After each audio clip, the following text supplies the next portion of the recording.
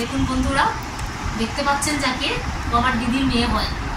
তো ওর কাছে আজকে এসেছি, আর এসে এখানটায় দেখুন ও আমাকে আজকে মেহেন্দি করে দিচ্ছে।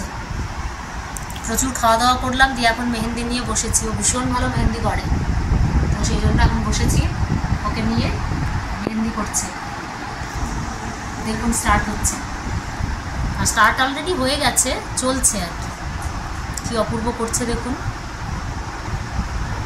আমরা এখন পরে নিই, পরে আবার একটু পরে দেখাচ্ছি আপনাদেরকে। আমি অনেকদিন পরে করছি, মানে বহুদিন করাই হয়নি।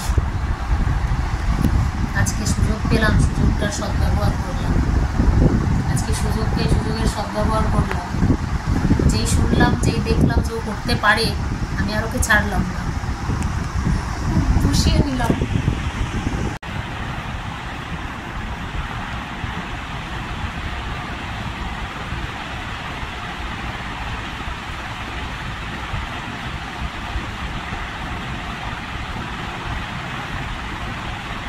দারুণ করছে সে, সুন্দর হয়েছে।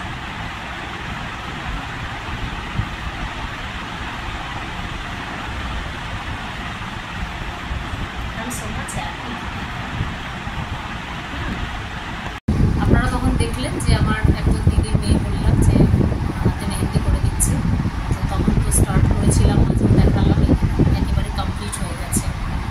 কী অপূর্ব হয়েছে দেখুন।